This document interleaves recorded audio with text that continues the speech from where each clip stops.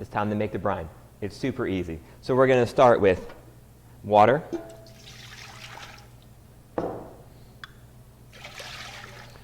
We're going to start heating that up.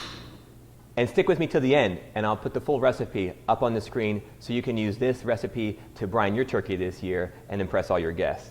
So that is water, cider vinegar, bay leaf, black pepper, crushed red pepper. I'm going to crush some garlic. I'm just going to crush it by hand and just smash it.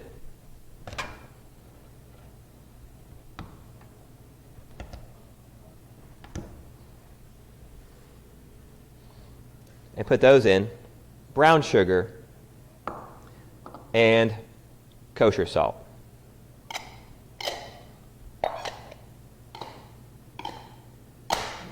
And then you're going to bring it to a boil and let everything dissolve. The ingredients of a brine are simple, but there's some information that's important to you in order to become successful at brining. The first is your salt and your sugar to water ratio. So there's different ratios for different purposes. So this ratio we're using today is a good ratio for if you're grilling or if you're going to be roasting something. The salt content in the sugar is just a little less than just a standard soaking brine. And that's because the higher the heat that you're going to be using, the more intense everything will be in the end. And so everything gets cut back a little bit. And then what you need to know about really what happens in a brine in its general sense is the salt will soak in to the fibers of the meat. And it will change the cell structures somewhat of the proteins. And so when you do two main things for you when the salt is absorbed into the protein. It will retain more moisture because that's one of salt's jobs when you're cooking is salt draws moisture to itself. And so it'll actually retain moisture. And that's good in the cooking process, especially when you're cooking something over high heat for a long period of time like a turkey. The propensity for moisture evaporation is very high, and so you need something to help protect that, and the brine will do that for you. The salt will help hold in the moisture, and then the salt will also help to break down the protein structure a little bit so that it'll seem more tender when you eat it, because when a protein cooks, a protein it'll get stronger. And so if you think about just that principle, that concept in general, that the more you cook a protein, the tenser and tighter and more firm all of the protein gets. That is a basic cooking principle that once you understand it, it'll make all your cooking change. So if you think about proteins like an egg, when you take an egg and you crack an egg open, it's very gelatinous when it's raw, but then you throw it in a pan and you start to cook the protein gets firmer as it cooks. Well, all of your proteins go through that process. Adding a little salt to the protein while it's cooking will actually prevent some of that hardening happening while the protein is trying to coagulate through the cooking process, and you'll get a softer meat when it's over. A brine in its simplest form is actually a preservative. It'll actually help you preserve your meats longer. And so the oldest brines were really just water and salt.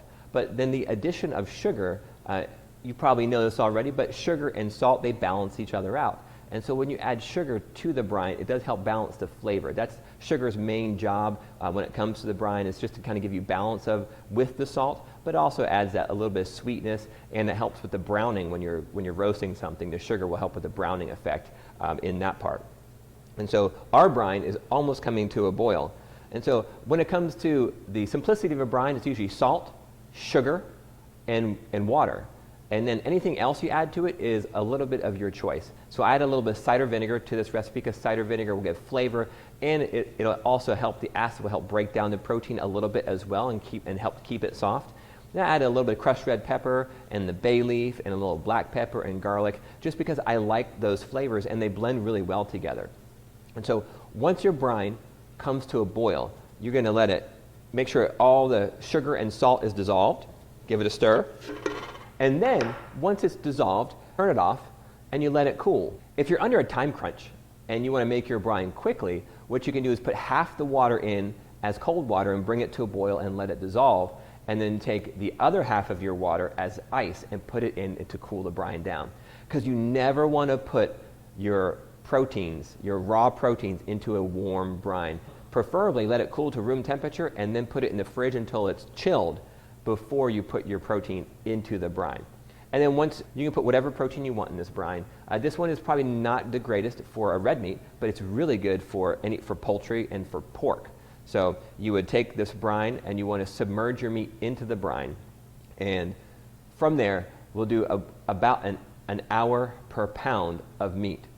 So if you've got an 18-pound turkey, you're probably doing 18 hours in the brine. And then once your 18 hours is up, set a timer, because if you let it go too long, it can soak up too much salt and be too salty when you cook it. So once your timer is up, you want to remove your protein from the brine, and then you want to rinse it off really well and let it dry or pat it dry before you start the cooking process. And so that's a brine.